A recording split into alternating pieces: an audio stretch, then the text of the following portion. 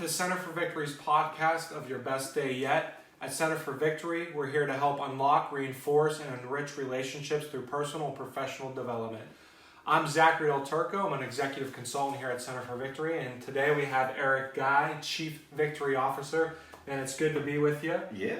And we're going to be talking about what is RAS. Okay. And I want to start off this podcast with a quote All right. that's going to tie into everything we're going to talk about today. Gotcha. So I love this quote by Norman Peale. He says this: if you can change your thought, you can change your world. Absolutely. So let's go ahead and jump into our podcast today. We're going to answer 3 questions. Okay. What is RAS? Okay. Why are people steered or born or natural tendency is to be negative? Okay. And then thirdly is how can you intentionally use your RAS to accomplish your goals and dream and accomplish your wildest dreams. So let's start off with the first one. What is RAS for those people that might never have heard that term before? Yeah. So I'm going to go back to your quote, Norman Vincent Peale, change your thoughts, you can change your world. What's funny about him is he didn't have all the brain science we have today when he made that statement. Wow. What we're looking at when we talk about RAS is your reticular activating system. And what that is not getting too nerdy. I'm not going to try to give you a science lesson here, a biology lesson, but really the reticular activating system sits at the base of the brain. And what it does is it helps us filter data. Without it, we couldn't focus.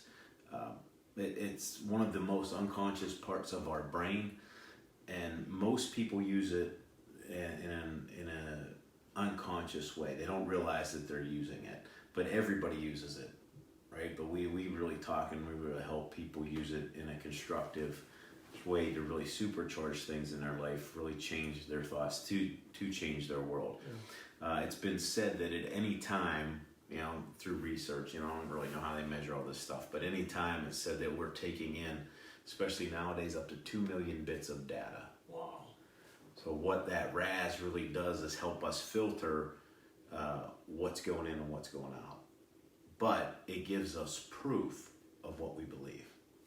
So when you look at everything that's going on, if somebody says they're sick all the time, they're not going to get better. Yeah. Your mind can't focus on being sick because you're giving it that filter. It can't focus on being healthy if it doesn't have that filter. If you grew up all your life believing that you're broke, you're going to be broke. Yeah. I mean, some people are so broke they can't even pay attention.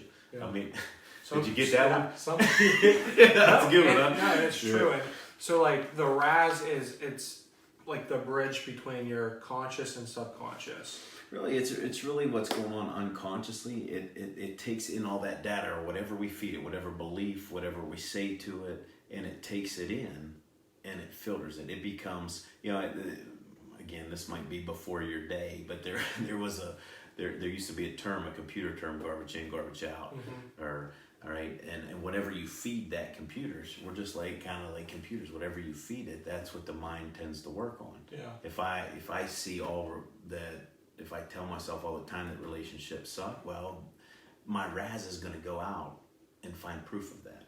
If I say, well, everybody's against me, I'm looking at how everybody's against me. I never see the times. If I don't have that filter, I never see the times where people are being good to me and things like that. I can only see what I give the RAS. So it becomes the fulfilling prophecy of what my thoughts are. Okay. And that's why you get back to that quote of change your thoughts, change your world. You really have to understand that's where it's coming from. Gotcha. So the RAS, it's that subconscious. It's things that we don't even know we're thinking about, but we're actually, I'm always sick. And I think in our society today, you look at the news, everything's breaking news. Yeah. Everything you must watch. And we always see these images or these pictures or these stories about negative things. When we were born and when we grew up, a lot of people that I interact with, a lot of people that we talk to, it's just, especially with their coaching clients, the first thing, how are you doing? It always goes to the negative before it goes to the positive. So is the RAS were we born by nature to be negative, or is that something we've learned and acquired over time? Both, actually. Yeah. So when you look at your brain, your brain does want to hijack you because it wants to keep you safe. If you go back into, you know, the dangers that we used to have, you know, your brain wants to keep you safe. So it's telling you things to keep you safe. So it's doing some good things there, or else we wouldn't be afraid of anything. And sometimes, you know, when you're standing, you know, 40 feet up on a building, you don't just want to walk off. You want something in the back of your brain that says, hey, look, you know, I need to slow down and not move forward here. So it's your brain hijacking you. Yeah. Two, a huge part of it is conditioning. And that's what, you know, we'll dovetail that into the third question that you've asked me. But we get all these messages growing up, and don't do this, don't do that, don't do this, don't do that. Don't take that risk, and to be afraid of everything. Yeah. Right? You know, I grew up with most of my life being afraid of spiders. I never knew why. Like, somebody had to tell me that along the way. And one of the cool things that my son called me on the table on when he was 10 years old was a trip to South America. And there was a big tarantula in South America at the zoo. And they were letting people, you know, hold it and let it walk up their arm. And my son at 10 years old, he must have, you know, he heard me talk about this stuff. He's like, Dad, why don't you just face your fear? Wow. Yeah, so I've got this picture of this huge tarantula just walking up my arm. Now, what I didn't know is it still had a stinger in it. Or whatever. They didn't take it out. So they told me that after the fact. Like, oh, by the way. But, I mean, it just like, once it was done, it was done. Yeah. Right? We're so conditioned to be, and you think about what we're doing to our kids, and, you know, don't do this, don't do that. I mean, we're just creating an anxious subculture. I mean, it's crazy, you know, this and that. And just all those little messages that we heard growing up. Don't bite off more than you can chew. Mm-hmm. Hey, who created that? Yeah. Like, that was somebody that was obviously scared. Yeah. What if I do just take a huge bite? The thing that I like is when people say that old cliche, you can't have your cake and eat it too. Why? Why not? Why can't I have my cake? I want to eat it. I want to have that cake, and I want to eat it too. Why don't we just change that around? Yeah. But going back to your question, it is our very nature to focus on what is negative because of nature and the biggest part of how we've been conditioned. Yeah, and I think about, you know, this brings up a scenario. I used to be terrified of public speaking. Yeah. Like, I would drop out of classes in high school if I had to public speak. If I found out that part of my grade was to public speak, I dropped out of class. College, same thing. Yeah. I didn't want to take public speaking, so I took it in the summer, paid $2,000 more just to take it in the summer, so there was only 5 to 7 people in there.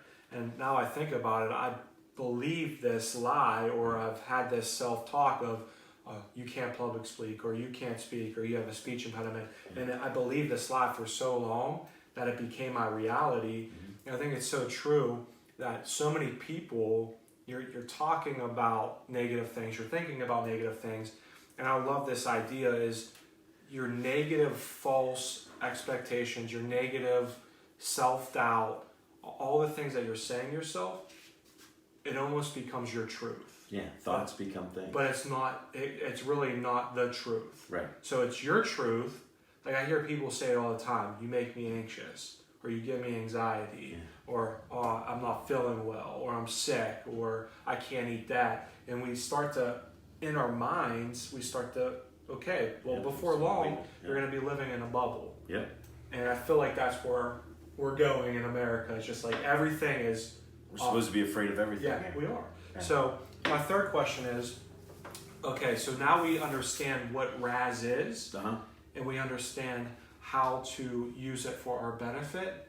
So for a lot of people that are probably watching or listening to this podcast, they want to grow as leaders. So how can you use your RAS to be intentional to achieve your goals?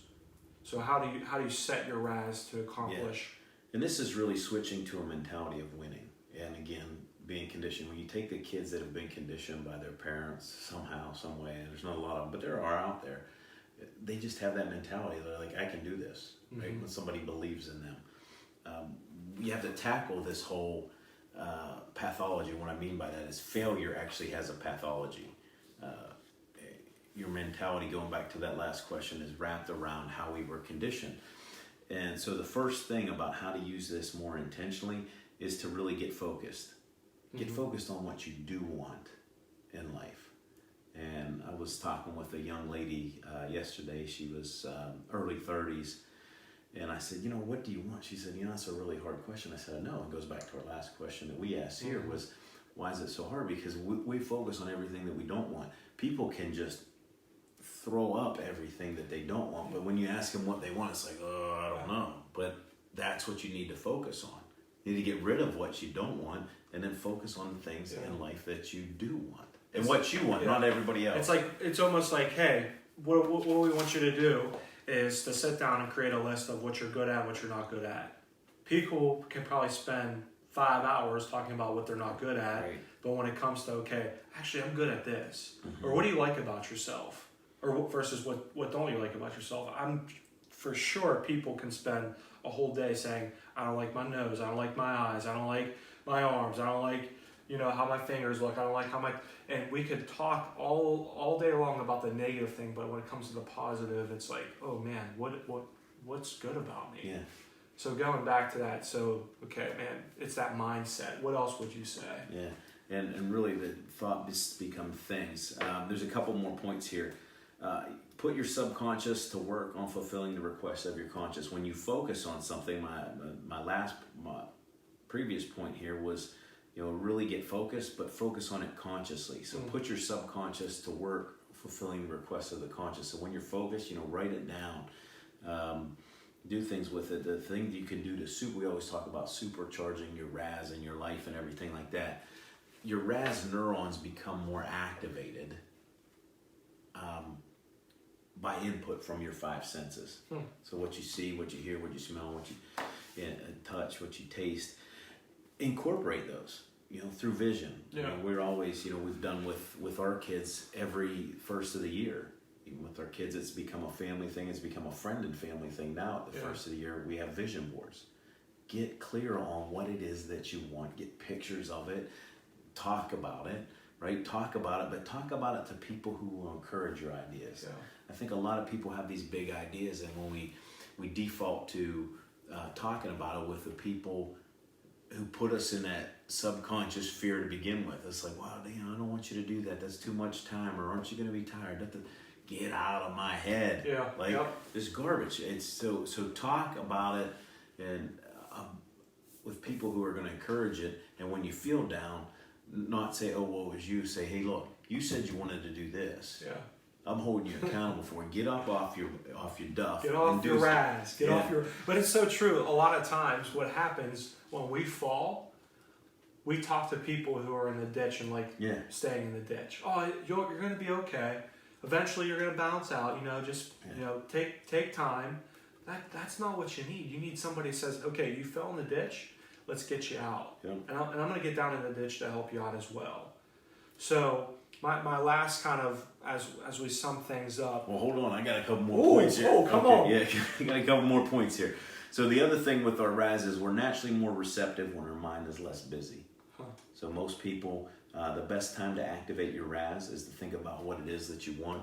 One of the things the best time for that is in the morning. Okay. And right before you go to bed. So your RAS goes on all night. It doesn't shut off. Right?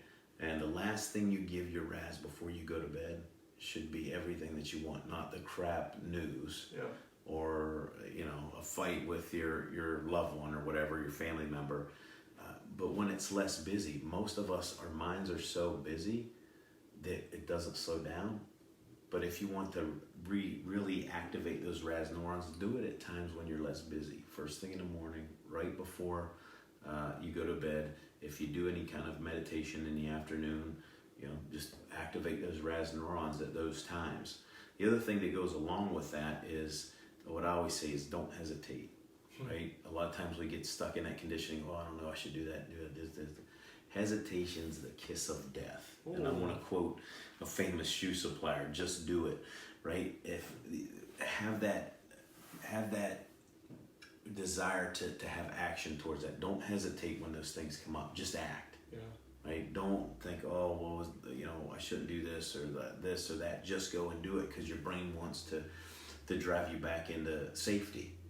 Okay, so get over it. And then the last thing is this whole idea of locus of control, which really all that says is the more you believe you're in control, the happier you are. When you have a list of things that you want to focus on, and you get clear about what that is, you feel like you have, even if you don't, you feel like you have more control over your fate. The more you have control, the happier you're going to be, the more activated those RAS neurons get, right? And it all dovetails and just escalates one thing after another. But it's not just about positive thinking. You have to get emotionally charged with those things that you want out of life. That's good. So as we kind of finish up this podcast, what are some big picture, high view, maybe some bullet points that people can say, okay, I could take this to the bank and I can apply this to my day right now? Yeah, I mean, there's 5 things that I wrote down here. Number 1, remember what you think about, you bring about. Thoughts become things. So what are you thinking about all the time? Condition your brain. Number 2, condition your brain for success of what you want. Then, number 3, get focused on what you want, not focused on what you don't want. Number 4, supercharge your RAS by activating those 5 senses. So get pictures of it, talk about it to people who are champions. And number 5, last but not least, is don't hesitate. And you know what I'm going to say here: get off your RAS, and create the life that you want. So those are the 5 points. And let's end this podcast by starting off with our quote. If you want to change your thoughts, you can change your world. Yeah. And sometimes I think you just got to be sick and tired of being sick and tired to get to that place where, okay, maybe it's time I apply these things to my life. Right. So we want to thank you guys for joining this podcast today. If you want to learn more information, you can go to our website or give us a call at 724-462-8383. And remember, wherever you're at, whatever you're doing, make this your best day yet. We'll see you next time.